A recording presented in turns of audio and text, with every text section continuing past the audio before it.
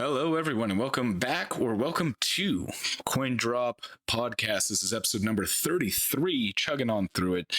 Joining me, as always, is Tim. Well, not always, but most of the time. More often than not, Tim's here. And myself, Russ, of course. Today, we have a pretty jam-packed show for you guys. A lot to talk about. Yeah, lot of news happened in the last 2 days. Big stuff happened on the 7th, I would say. And then a few days before that. So before we jump on into that, Tim, how's your week been, man? What have you been up to?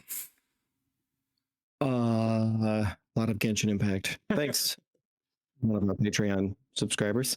I got back into that and I've been playing a lot of that, more or less. Nice. I have been still chugging my way through Crisis Core Reunion. Fucking fantastic game. If you're a fan of the Final Fantasy 7 or just Final Fantasy in general, it's a damn good entry.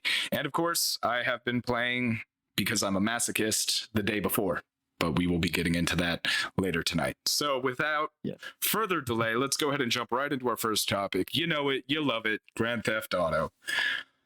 Grand Theft Auto 6. Yep. Thank God they chose that subtitle, because I'm gonna put you and Mike on blast. Your episode where you guys were speculating about it, and you're like, their track record. I'm sorry, I disagree with everything you said. That's fine. Which is, everyone has different opinions, but the only reason why I would say that is because their track record is phenomenal, except for the last two things they've released, i.e. the Red Dead Redemption 1 remake, port, bullshit, and the GTA trilogy. Other than that, they've got a really good track record. Yeah, but that's their modern track record, right? Like their old track record. Can we honestly say that the devs that worked on GTA 3, GTA San Andreas, GTA 4, GTA 3 Vice City, can we honestly say that we know that those guys are still at Rockstar? I mean, do we care? Because GTA 5 and Red Dead Redemption 2 was, God, phenomenal game. You're not wrong. I guess what me and Mike were saying is, you know, it wouldn't surprise us. I think it's more what we were saying. Not that we were expecting it, but we wouldn't have been surprised. Disappointed, sure, but not surprised. Yeah. So, speaking of GTA 6, the only thing I was particularly worried about was that it was going to be potentially not the next entry that was the main entry, only because of the way Rockstar was sort of like cryptically talking. Yeah. They didn't want to say 6. They kept saying they would say the next GTA, but they also used other language to make it almost sound like it wasn't gonna be the next one. But thankfully, that's not something we have to worry about. Right. Yeah. No. And that's kind of what me and Mike were kind of drawing on, was like they were being a little too cryptic with it. And it was one of those things that's like, well, they also said Red Dead Redemption was going to be a remake. So, yeah. Right. Which. Yeah, no. Yeah. Anyways, it has that signature Rockstar feel to it, but it also has they're pushing the boundary on what open world games can do. The density that you see in just about every shot is pretty impressive. Yeah. My understanding, based on Digital Foundry, based on their take on this game, is other than maybe particularly the scenes in the trailer that you're actually seeing right now that are like the cell phone, like the TikTok type things. Yeah. Maybe other than those, everything looks like it's in engine and like the game, everything about it, because they pointed out several things that were pretty clearly, this is a video game. Yeah. You know what I mean? Yeah. As far as your jaggy edges and things of that sort, your draw distance and things of that sort. Anyways, there's a few things about it, like some of the character models, like the one you're looking at now, those look great, but there's some character models here and there that just look a little funky. The more like the side characters or the random NPCs and stuff. But I mean, the only thing I'm potentially worried about, although I can see it working because many of other games have done this before, is that they go with something similar to GTA 5 where there's multiple main characters. It's not pretty clear it seems pretty clear they're doing that with this one. You got the main female character with her love interest, the white guy. And I would imagine you're going to swap between the two. You're going to be able to. You know what I hope? I hope it's co-op. That's what I hope. I hope it's co-op. That would be cool. That would be that is what my hope is. 2 protagonists, 2 players. Just saying, that would be a huge storyline. Huge change up for that. But I said the same thing with Spider-Man, right? I said the same thing. Yeah, I said Insomniac missed the boat when they didn't make Spider-Man 2 co-op. And I don't mean it's a bad game because of that, but they had a huge opportunity to do some really cool shit, and they missed it. So I wonder if Grand Theft Auto is going to take advantage of that or not. It'd be interesting to see them do that. I mean, it looks like everything a Rockstar game is in one package. Yeah. I mean, obviously we haven't seen any gameplay other than the graphics of the gameplay, or what appears to be that anyways. But I mean, is there anything in the game that doesn't look like it's, or let me rephrase that. Is there anything in the game that or the trailer that looks like it might be different? Different how? Unique. Okay. Like something new to GTA. Gotcha. Like, are they going to implement any new features other than potentially your suggestion of co-op? Yeah. It all looks pretty on brand. I will say that good on Grand Theft Auto for leveling the playing field. We have boob physics for the guy running on the beach here in this scene coming up. I love that. Love to see those big man titties jiggling. It's hilarious to me. You also see it with the big fat guy running from the cop. Yeah, if you look at him in that corner, go watch the trailer. His pecs are bouncing. Big Jack Jabroni. He's bouncing like a chick with triple D's. It's pretty impressive. So good on them for bringing equality there. I mean, they brought the quality all over the place. It looks like equality. When I was looking at it. Now, fair enough. What it looks like to me is it looks like I was actually watching more than one Digital Foundry video, not all related to. How many times are we going to play them? How many times are we going to play them? They're going to get all the money from us. All of the money they make is in the Yes, exactly. No, they were talking about that, which I don't know if this is actually the case because they didn't specifically state this, but there's a thing called global illumination. More or less, what it is, it's a form of lighting, right? Right. And in the real world, when light hits something, it casts shadow, and a lot of video games do that wrong. And global illumination, it does its best to make that more realistic. And things aren't solid black when it casts the shadow, but it actually might cast an opaque shadow because let's say it's a plant and light does travel through it or whatever it may be. Anyways, the global illumination looks like it's the main ray tracing form in this game, based on the trailer. Like there's not necessarily ray tracing in the sense of like reflections, which there might be. They didn't talk about it, but the global illumination alone can really, really, really set your scene because it makes everything in that scene feel grounded and realistic. Like your objects actually look like they belong there. They're not floating. Yeah. There's something about it that the global illumination to me seems to be more important than reflections. And everything about this game, including at night, just looks gorgeous. Yeah. And I'm really interested to see how they managed to pull everything off. As far as new things, I did have a thought because there's a couple of scenes in this that make me go, are we going to have like a street racing sub story, right? Because like you see a lot of the car crowd in this trailer. You've got the mudding crowd in this trailer. Like, are we going to have a subset of like GTA? Because in GTA 5, you can do racing stuff online and shit like that, but it's not like part of the story. So it makes me wonder if there's going to be a section of this game which is like, hey, you can like race for pinks, flip cars, that kind of stuff, a la like my favorite all-time underground racer, Midnight Club LA. Like, are we gonna see that kind of like racing circuit in GTA 6? Because that would be cool if they brought it in. I've always said that GTA 5 for me was basically just LA part 2 because all I did was race in the game because I loved racing. It felt arcadey and great, just like Midnight Club LA. So I don't know. There's a lot of cars in this trailer for like, and sure, GTA is obviously Grand Theft Auto, which is stealing fucking cars. Don't get me wrong. Like that's pretty fucking apparent, but you're seeing a lot of the car culture, not just like theft culture. You know what I mean? Yes. You've got all the different cultures that might exist in the same spot, including all the different vehicle types of that style. There's an article I read that was pointing out things you might have missed, and there's actually quite a few vehicles in the trailer that are in and prominent in GTA Online. And I mean, what you said would make sense given that they made the Midnight Club.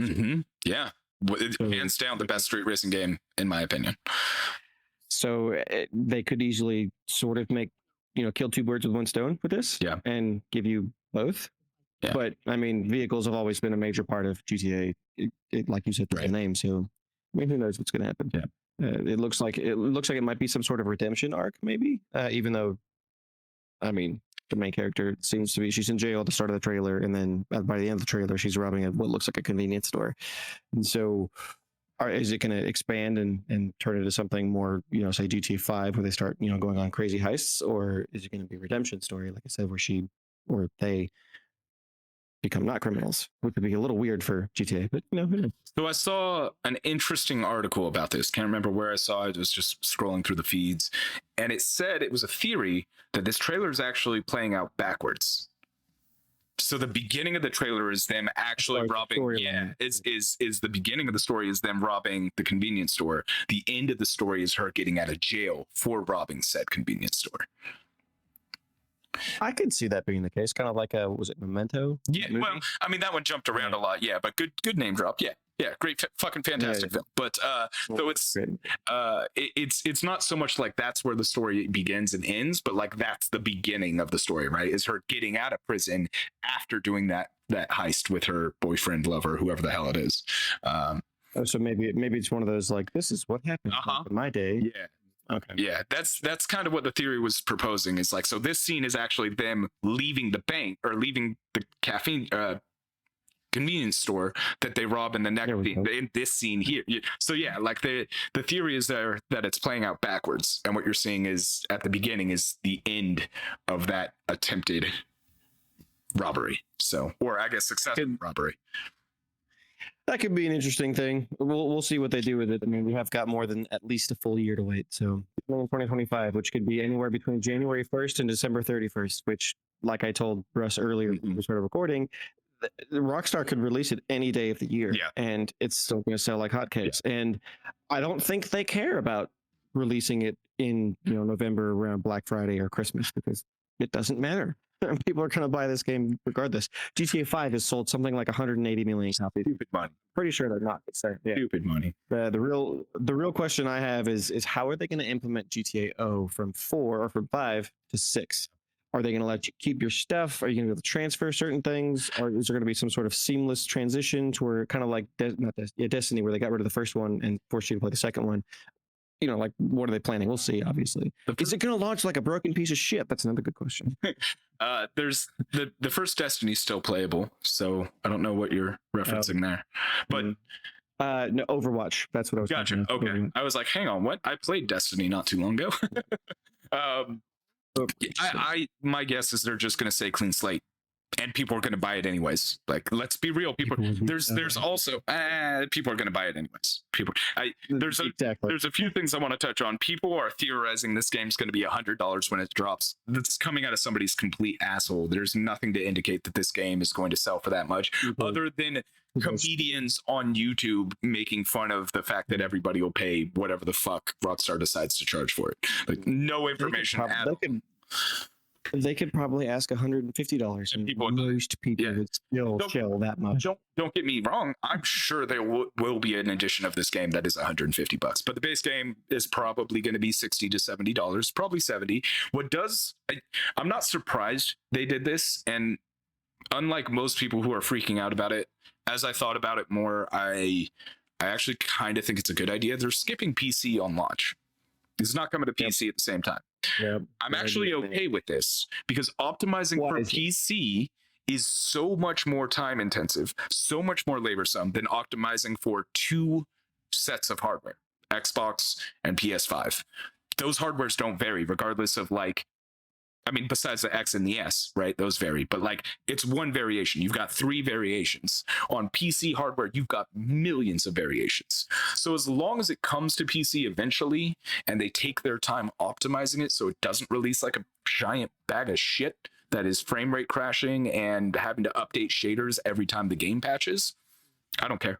I'll wait.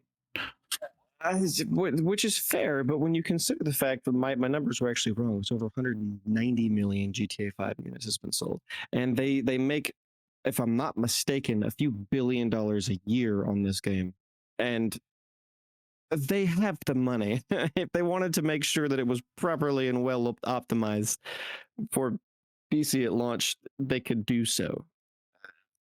I understand what you're saying. PC is always more difficult to develop for.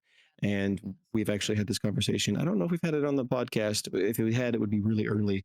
But, anyways, in the sense of that developers have started making console versions their primary development focus, and then they'll port over to PC. That way, basically, the more people that are going to play it are going to be on console for the most part. And then they can, like you said, really focus in and hone in and make the game something special on PC. So it doesn't launch like most games these days. Yeah, and actually, our new listener here, Tech, comments in the chat that they would need to focus on console or PC, not both. Usually, in those cases, the PC takes a backseat and it hurts. So he would also agree that PC releasing later is the better way to go, since they're gonna backseat PC anyways. And again, fine. Like I don't care.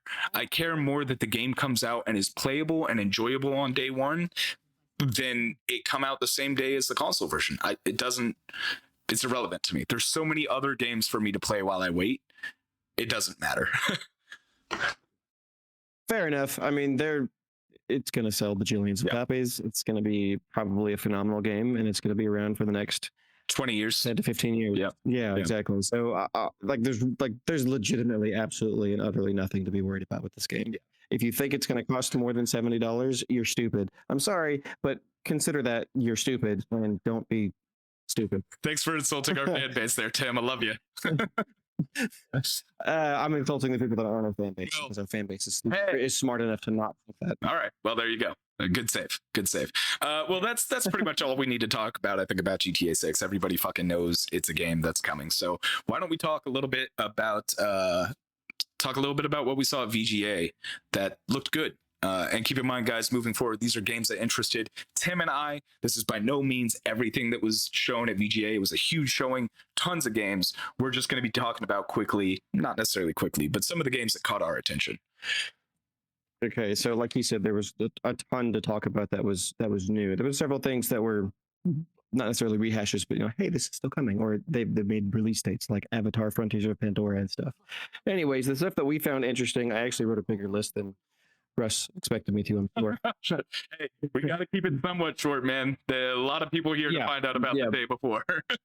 So that's exactly. So I'm gonna delete some of, not delete, but like get rid of some of the lists. So there's a game called Harmonium coming out that looks like a love letter to the deaf.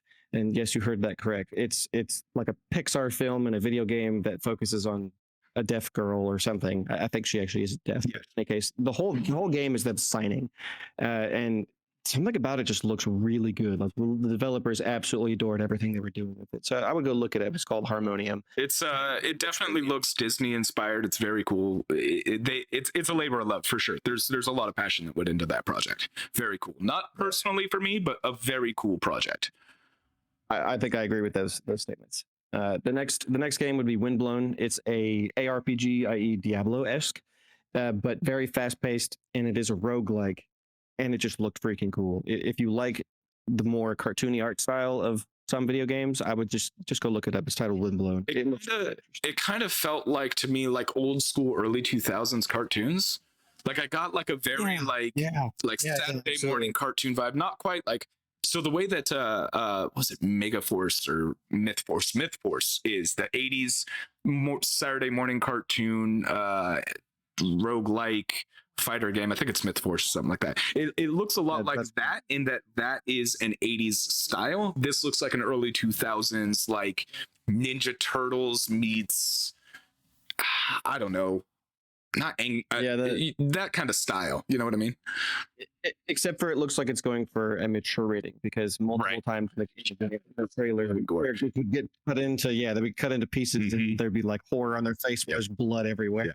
So Dead Cells. Dead Cells. God, I do that every time. Dead Cells. So yeah, it's going to be a bit more mature, but very cool, kind of like cartoony graphics. Yep. The next one, which I don't think we really need to say much on, is called Metaphor ReFantasia. It's made by the guys that made Persona 3, 4, and 5. Yeah. It's not Persona, but you could easily confuse it for so. There you go. After that, there's a quick 5-shot from Sega. They announced a new Crazy Taxi, a new Golden Axe, a new Shinobi, a new Streets of Rage, and a new Jet Set Radio Future. Old school games from like the Dreamcast era that were just phenomenal. Actually, some of them are even older than that. I think it was just Jet Set Radio. I don't think it was Future. I think it was the original Jet Set Radio, because Future was the Xbox game that Sega also released. But I think it was the either way. Like, Jet Set Radio was a fantastic fucking franchise. Still some of the best fucking music in like a skating game, I guess, in my opinion. But not to mention you could create your own tags. It was really cool. Really fucking ahead of its time. It's got a cult following. Oh, yeah. Kind of surprising they took this long to make it, even if it's a remake. Honestly, this one's more for you, Russ. Yeah. The Dragon Ball Sparking Zero, essentially the Tenkaichi 5. Why is that? Because you liked the Fighter Z. Or yeah, I mean, I liked Fighter Z. They're so played out at this point, man. I don't know. They're not cool. It's another Dragon Ball game. I think Kakarot was probably their best entry, and they should have stopped there, because that's Kakarot was, I didn't get a chance to play it, but it was open world DBZ, and that's exactly what that game should have been, or all those games should have been. It was the Legacy of Goku, which was a Game Boy Advanced game. They made 2 of them. It was Legacy of Goku, but for modern consoles. Nice. It was so fucking good. Nice. I loved everything about Legacy of Goku. So when they made a proper 3D one, I was ecstatic about it. The next one I would say that we could briefly mention is Marvel's Blade. It's being made by Fred Fail developers. Arcane. Unfortunately, yeah. Yeah, so they have an extremely good track record other than Redfall. So we'll see. I don't have a lot of faith in them. The only trailer didn't show us. Didn't show us shit, and it's owned by Microsoft, so this is likely their essential response to Spider-Man. Yeah. The only thing that disappoints me is that it is that team, and it's not Insomniac expanding the universe. Because when I saw it, I was like, "Oh shit, it's Blade, baby!" And then it's like, "Oh, Bethesda. Wait, what?" Yeah, Arcane. Yeah, like yeah. I think this will probably be the last brief, or no, actually, 2 more last brief. Sure. Jurassic Park is getting a survival. They didn't show us shit, but like nostalgia trip, like hell. The only thing it was everything about the trailer was nostalgic. It was all the old school movies, and so you're like, ooh, this could be interesting. The only thing I'm hoping about it is they keep to the lore, unlike how Ark went nuts. When Ark started going like Iron Man and super suits and laser dinosaurs, I did that, and so here's hoping. I don't know. We'll see what becomes of it. They didn't show us anything other than CG. Yeah. The last one me and you didn't talk about at all before this was Ori and the Blind Forest. Moon Studios, their new game, No Rest for the Wicked, looks awesome. It's got an extremely highly stylized, almost painted look, and it's another ARPG, and it looks like almost like maybe a Souls-esque style game, but it just looked awesome. Dude, it blew me away when it said from the creators of Ori, because I'm like, this is bloody and dark. Like, whoa. Yes. Yeah, that looked good. Yes. That looked good. I was very like, whoa, Brad, this is like horror almost, like Dark Souls style, like crazy horror. Yeah. So I'm definitely looking forward to that one. All right, so there's 4 titles that are ones we could easily talk quite a bit about. I think maybe we don't have a whole lot of time. No. Unfortunately, tell you what we'll do is those topics will be on our Patreon side for those of you guys who do want to listen to them. Tim, if you want to shout out what games those are for anybody interested, our Patreon is patreon.com/coindroppod. And there you get at least 15 minutes of extra content, not to mention extra posts and things like that. At the end of the show, I'll also be posting interview notes that I got from the team at Enshrouded. If you've listened to our earlier episodes or heard about that game, I got some interview questions from them. We'll be talking about them next week, but they'll be posted for free for everyone who comes to our Patreon to see those over on our Patreon after the show tonight. So, Tim, go ahead and hit them with what we're going to talk about over there. I think that's a really good idea. So, like I said, we could easily talk quite a bit about all of these games. One of them is called Exodus. Matthew McConaughey is he's playing the main character. Although you'd be like, if you didn't know it and you watch the trailer, you would not think it's him, even though he has a very distinctive voice. Anyways, the next one is going to be Rise of the Ronin, which is a PlayStation 5 exclusive title from Team Ninja, and it looks like Assassin's Creed meets Ghost of Tsushima. So if only it was a new Tenchu. Hey, yo, got them both in there. Digital Foundry and Tenchu. Got our quota. Check that off. The second to last one is Monster Hunter Wilds. There's another Monster Hunter coming out Looks great. in a while. Looks great. It does. And then the last one that thankfully, and I say thankfully for me, that Russ is excited about it because it comes from the No Man's Sky developer. It's titled Light No Fire. Yeah. The brief of it is that it's No Man's Sky, but instead of an entire universe, it's a single world, and it's apparently going to be gigantic. So yeah, we'll talk about it more. Cautiously optimistic. Yes. Speaking of cautiously optimistic, this is a great segue. The day before released, 2 days ago. For those of you listening after this is live, this dropped on the 7th on our Twitch and on our YouTube. This is footage from my game earlier today. Literally captured this around 4 p.m. my time.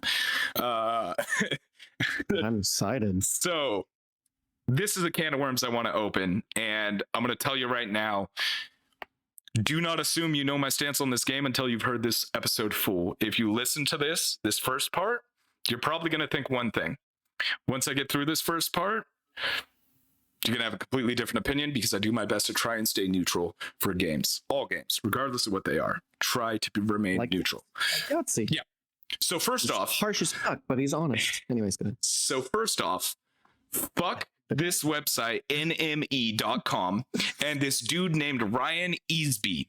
This dude wrote an article that is utter cherry-picked garbage. This came out on the 6th of December. You can go to nme.com if you really want to see this article. The guy basically said that the developers at Fantastic released an apology ahead of the game. They did not. They did not release an apology. They released a statement saying that they worked hard. If the product isn't what we thought it was, they accept criticism. They accept feedback. They just ask you don't be an ass about it. Right? I know this because I actually read direct from their Discord this post. This guy cherry picked shit from there saying, and I quote, and this is a real quote from the actual press release. Let's see. They said it was written to the people who didn't believe in us. They wrote a couple different sections. To the people who didn't believe in us, we accept any kind of criticism and don't hold a grudge. That's not an apology. That's a flat statement. Nothing to Although apologize. to interrupt you just real quick, to my understanding, they actually banned a few people for being honest from the Discord. Yeah, no, it's been a shit show since, but this is prior to the release. This is the day before release. This is literally the day before. The day before. Don't accuse us of scamming. Accuse us of asset flipping. That's not true. Our team worked day and night for 5 years to make our dream a reality. Okay. I have thoughts on that, but that's besides the point. So anyways, this article goes on to cherry pick some of this stuff. They also say in there like, hey, for those of you who believed in us, thank you so much. You know, we support you. We love your support, all this and that. It was not an apology. It was an announcement, flat out, right? No. Nothing about it was an apology. So Ryan, learn what the fuck cherry picking is because you have just committed a serious sin against your credibility as a writer. Just, you know, from one writer to another. Okay, that said, let's talk about release day. When a video game releases, there's a thing that happens nowadays where people expect it to be perfect, especially when it launches in early access, and I don't understand it. I am a veteran of numerous day one launches. Diablo 3 comes to mind with Error 37. I'm sure you guys remember that shit. Games are... We've Go ahead. We've been around for a long time now to know that when games, especially that are online only or online focused, it's extremely rare they launch without bugs or without some major issues. So going into this, I expected server crashes. I expected graphical hiccups. I expected lag. I expected frame drops. I expected everything you expect from a bad game, right? Everything. I was a very early adopter of Tarkov. And when I tell you I had played that game and gotten killed by legitimate invisible NPCs, I'm not joking.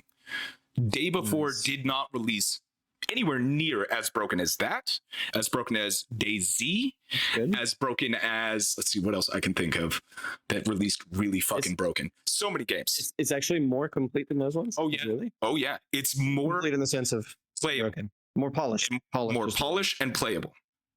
It released a, what I would say is an acceptable quality early access game. Acceptable. Here's the thing. Here's the big thing. Tim, when I say the word MMO, what features come to mind in your brain? Not games, but like systems.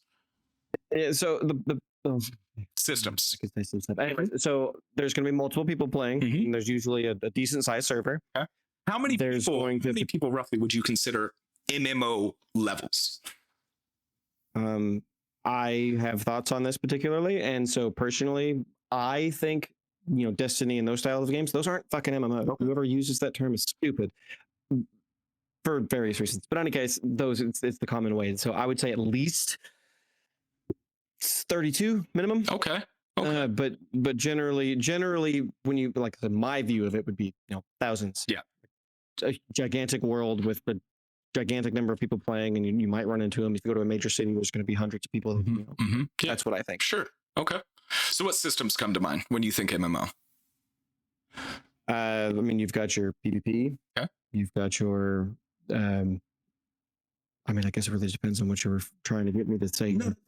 This isn't like a bait and switch kind of thing. This is genuinely like I'm asking you what you think of when you think of MMO. Like when I think of MMO, it unfortunately is very synonymous with RPG. So my brain goes to a lot of RPG aspects. It goes to roles, it goes to quests, leveling, that kind of stuff, right? But at its core aspect, MMOs have exploration, right? Usually in a large world. Sometimes it's linear. I've played a couple of linear MMOs, but you're usually in a large world. You usually have instanced dungeons or something of that nature, right? You usually have an open world that is populated.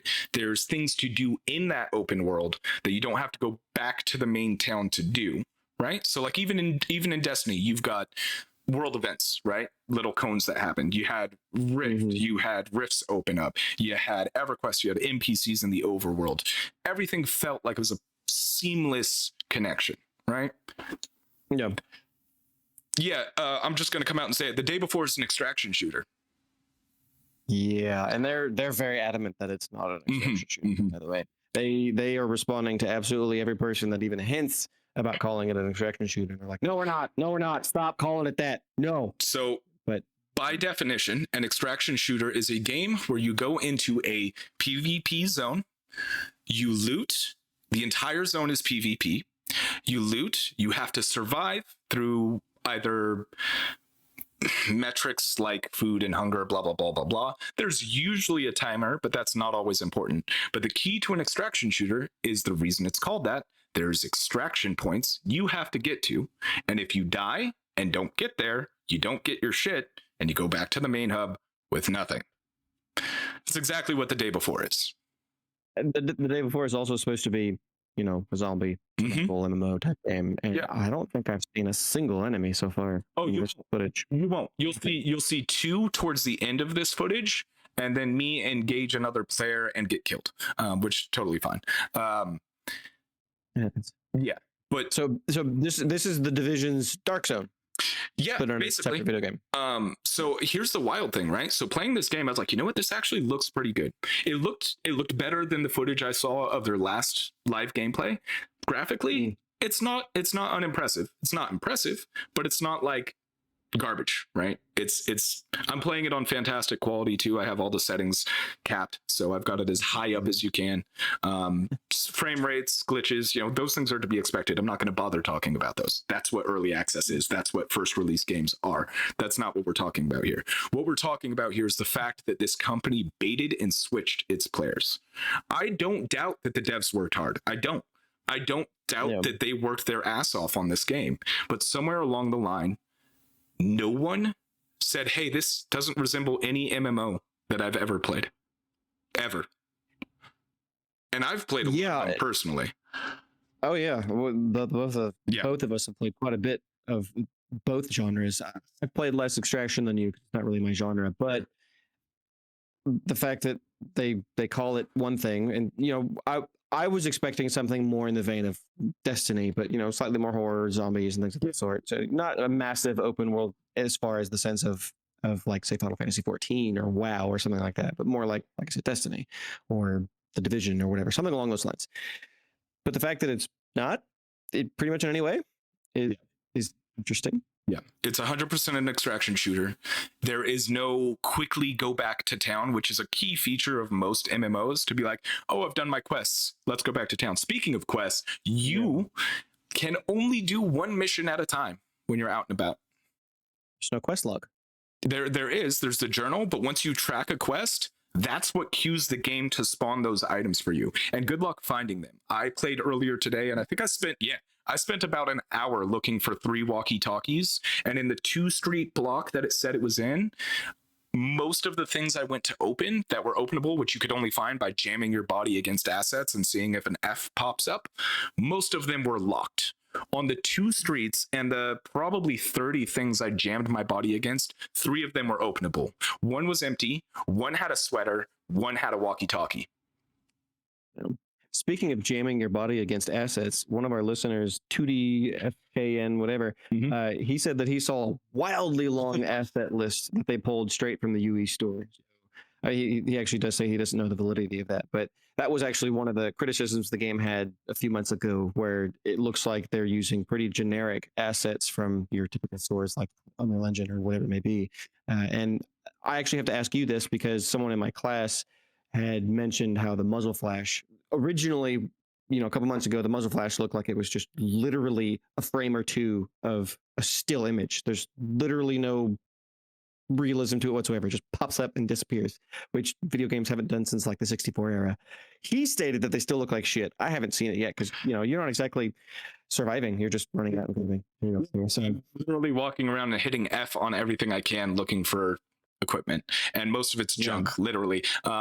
Chris and I, as I was playing, I actually set up a macro because players will just shoot you even if you have nothing, which is pretty normal of a extraction shooter. But I set up a macro so that anytime I start getting shot at, I just hit T and then Y, and I populate the chat with trash for the trash god, and I just hit that and sprint towards them, and it has made the game so much more fun because I just run in and just hit that and then just sprint towards them.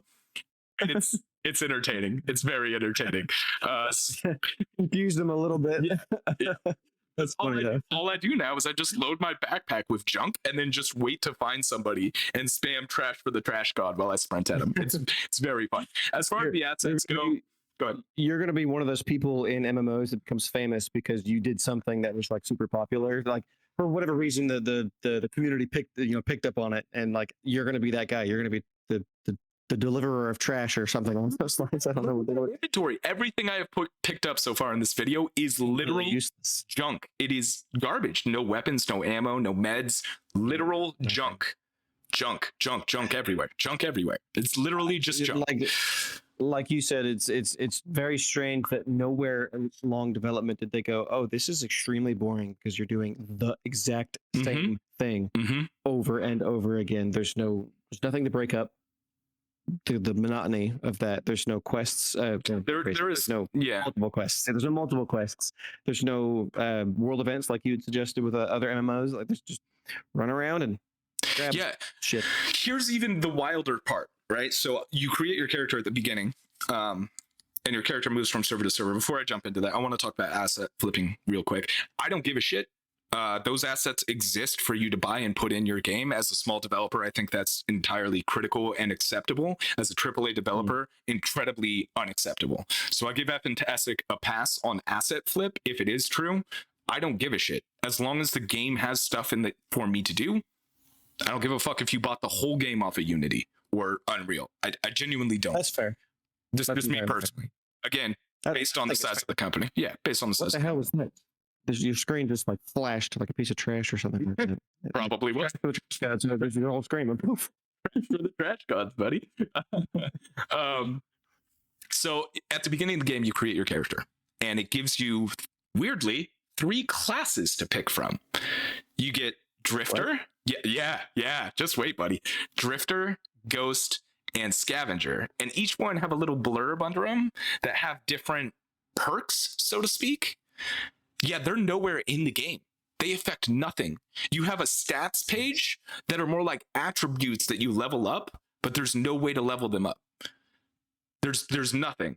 Like there's one for like building your stamina, and it doesn't work. I don't know if it's stuff they're planning on implementing later or what, but like what you choose class-wise only determines like what gear you spawn in at the beginning, like clothing-wise, what you spawn as, which is just why. Okay, so we haven't gotten too terribly in depth about I guess what's wrong with the game. We're getting there, you know. But my question is going to be, you mentioned that the game actually looks relatively pretty, but there's nothing to do in it. So you also stated that it's in a pretty decently playable condition. There's not a gigantic amount of crazy bugs. So it seems to me like they spent all of their time making sure their game was pretty and generally functional. Yeah. But they forgot to add functions for you to do. Well, beyond that, so here the biggest issue with the game is, and I'll just say it clear, it was marketed as an MMO. It is tagged officially as an MMO. Every bit of marketing they've done has mentioned MMO. And to the best of my knowledge, I sat in a server. Okay, I sat in a server Friday after work and wrote down the names of every player I saw run past me to go into the danger zone. Yes, they call the city the danger zone, and it made me giggle like a schoolboy. I counted 25 people, including myself. 25 people in about an hour's time. 25 people ran past me to go into the game. Does that sound massive to you? What do you mean ran past you? So again, you go to a main hub, right? You go to the hub town, then you go through a door to enter, to basically spawn into the city. So to actually, like, the hub is your community hub. So that's where all the players actually see each other. It's the safe zone. I'm doing a lot of air quotes here, guys. They have to go to a door to go into the actual looter part of this game. So everybody that's connecting to the server has to go to that door to actually play the game, unless they're hanging out in the hub. So in the about an hour and a half that I sat there and wrote down the name of everyone that walked past me to go to that door, I counted 25 players, including myself. And this was on a high capacity server. Like, it was not full, but it was mostly full, right? Speaking of servers, you guys had mentioned something Thursday. Yeah. What was that? So there was speculation as to how many people the servers could hold because they filled up ridiculously quickly. And that's kind of what prompted me to do this little study. There was a rumor floating around that there were only 12 players allowed per server on release day. That'd be insane. Yeah. 12 people. Let me put this in perspective for you. On release day, they had 38,000 players trying to play the game. They had 50 US servers, 50 European servers, and 50 Asian servers. That's a total of 150 servers. You multiply that by 12, you do not get a lot of slots for people to play. Nope. So I did this test on Friday, right? Basically what they did to fix this, they didn't add more servers. They removed full servers from the list. And I think there was some other stuff going on the back end. I can't say for sure what was causing it. There might have been connection issues to their hardware. It's hard to say. But my count, when I sat in a high capacity server, one that you would assume is mostly full, I counted 25 players. So I'm going to be generous and say at most you can have 32 players connected to a single server. Still take 32 and multiply it by 150, and you end up with less than 5,000 slots for the entire world. That's really disappointing. Yeah, but hey, there is some good news. As of let me refresh. Hang on one second.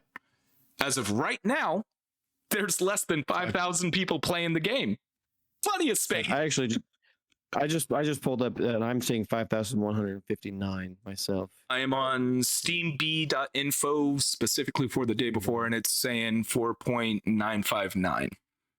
So yeah, I'm on Steam charts, so yeah. But either way, the numbers are close enough.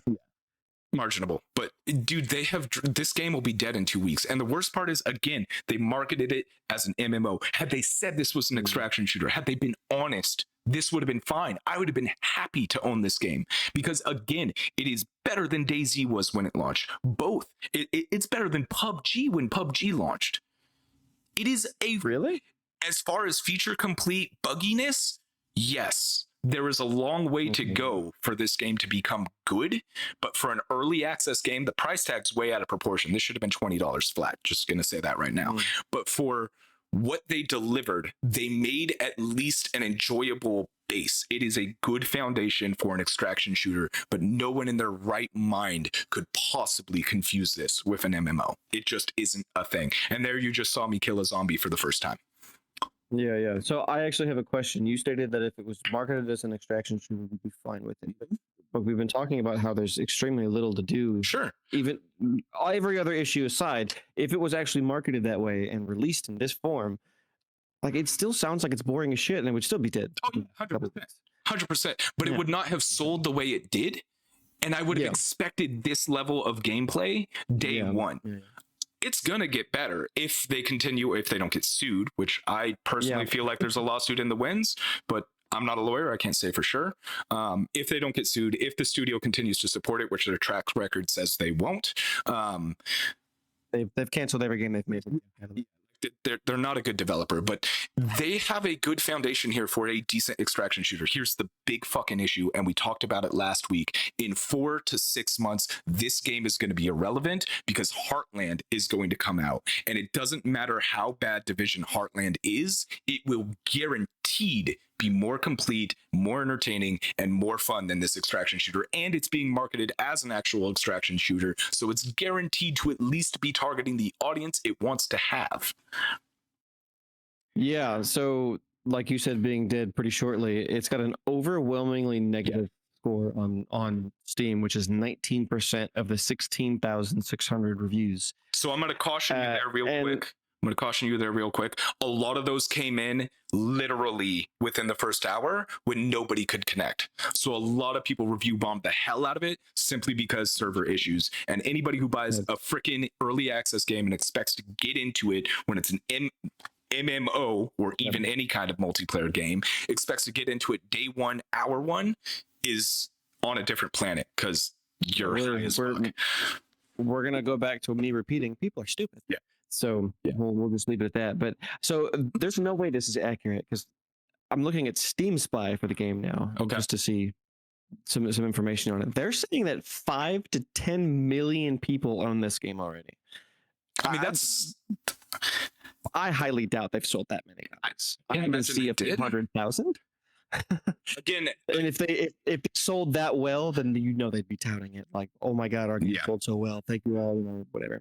Well, I can confirm they sold at least 38,104 copies because that was their all-time peak. Yeah. However, I guarantee you a significant chunk of that refunded because I saw it in the Discord. Literally Thursday night, I just sat here and watched the Discord explode with people saying, don't waste your time, get your money back. Hell, even Strix in the chat, he played with me briefly, he refunded it.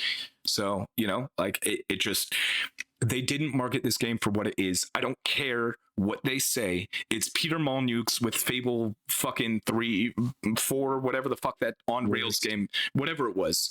Yeah, the Connect game. It's Peter Molyneux again going. It's not on. Yeah, it's not on Rails, dude. You're literally in a cart. What are you talking about?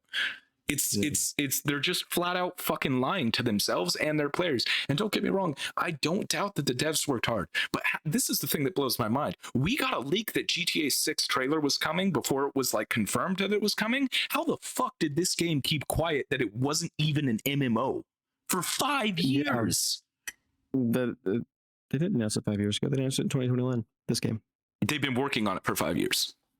Oh, yeah. Well, that's different. Yeah. Yeah, I mean, I just find it crazy that let's see, November 30th, so 9 days ago, 10 days ago, it was Steam's most wanted game. Yeah. And 250,000 people had wishlisted it. And so... I want to mention here, Mike says in chat that Steam is also honoring refunds past the 2-hour restriction. So if you aren't satisfied, go ahead and return it. Again, I'm having fun with it because I've made my own fun with it to the point where I'm just running at people yelling trash for the trash god. And I just think it's hilarious. So I'm having my own fun with it. I'm going to get my $40 out of it by getting $1 per hour. Once I hit 40 hours, probably never play it again. But I'm going to get my 40 hours out of the game. You'll stop playing it for 40 years because if it took 5 years to make this, it'll take 40 years to make it a decent game. Yeah. If they support it, and their track record says they won't. So I have no... I honestly, dude, it's disappointing on multiple levels. As the person spending the money on the game, it's disappointing. But even beyond that, these devs, if F-Fantastic closes its doors, they will not get a job at other studios. No, I just genuinely don't believe they're going to be able to work in the industry again with this as kind of like their big release. You know what I mean? Like, oof. Yeah. I mean, I don't see that preventing them from getting jobs, but it's definitely not going to be. It's not going to help them. No, It's not like walking into an interview and going, "Hey, I was the lead creative design behind Mass Effect 1." Right? Like that's you walk into a door with that. "Hey, I'm the envisioner behind Assassin's Creed." Yeah. Like there's a lot to there's a lot to be said about it. Obviously, it doesn't look good for them, and so we'll see. I hope that they manage to fix it, and a la the way that Hello Games has with No Man's Sky, because that was one hell of a redemption story, and the game is something phenomenal these days. So, I mean, hopefully they can manage it, but like you said, their track record basically says otherwise. Without going straight back to the starting board and rebuilding this game from the game up, it will never be an MMO survival game. It just won't. It can be a decent extraction shooter, but if they can't get it there in 4 to 6 months, they're going to be irrelevant really quickly. And it's kind of a shame. Like, it's real sad. Like, here's the thing is while Chris and I were playing the Division, I said, as long as it looks as good as the first Division, I'll get it. And the game does. But then I went back and played the Division because Chris and I are going through it again. And this game, the day before, is empty by comparison in terms of asset like clutter, in terms of like graphical environmental storytelling. It is empty compared to Division 1. There's just no assets anywhere other than like the few you can interact with, and sometimes you can't even interact with them all. There's no way to know what you can loot and what you can't loot, because sometimes what you normally can loot doesn't even have the ability to be looted, and other times it's locked. Like there's no rhyme or reason to their lootability system. They've got issues. Yeah, those can all be fixed, but the bottom line is it's not an MMO, and somebody needs to take that to court. So the only thing that I would say is it wouldn't. There's no chance it'll ever become an MMO. The only reason I say that is because I've seen a lot of games evolve. I think Warframe is probably the best example in adding pretty major gameplay elements that changed what it was before, or at least added another gameplay style to it. I guess that's fair. So it's totally possible. It just doesn't seem viable for some. Fantastic. I don't see it, but maybe. And again, track record matters, so it doesn't even seem likely. Like, the possibility is there, sure. They could turn this into anything they fucking want. But the reality is their track record doesn't show support for their games. Yeah, no. I mean, they've sold enough copies. I did the math just real quick. They've made over $1.5 million on just the 38,000 people that were trying to play it the first day. Assuming those haven't been refunded, or a good chunk of them haven't. But yeah, they've made a decent amount of money, potentially. Potentially, yeah. But that also makes you wonder, how much money did they take to build this game in the first place? Yeah. We'll see. Like you said, it's probably going to be dead pretty damn quick. But I've also seen games that drop down to extremely low numbers really fast and then manage to bring people back. And I'm not talking about No Man's Sky, because that was still semi-interesting to play when it first came out. Yeah. But I've seen games drop down to really low player counts, and the developers just pushed through and kept going. So it's kind of up in the air. They said don't accuse us of scamming. Okay, I won't. How does bait and switch hit you? There you go. So that's kind of my final word on that. And I think we're going to wrap there tonight, guys. Thank you so much for joining us. And to all of our new listeners, followers, guys, we love it. We love to see this chat blowing up. It makes me happy to see more people here. To all of you listening on the audio side, it's phenomenal having you guys here. If you like the show, please let us know. Give us some feedback. Hit us on Spotify. Come over to the Discord. Links on our Twitch. Links on our YouTube. You know how to find us. Tim, any final thoughts before we wrap? As always, if you come to the Discord, I will give you a game. Tim is still giving out free games. Just walk in. To, anyways. Just walk in and yell "games for the game god," and he'll give you one. There you go. That's what you got to do to get a free game. Come get it. It is a PC game, mind you. Yep. Should clarify that. All right. Well, that's a wrap. Thanks, guys, so much for listening, and tell your mom I said hi. Have a good night.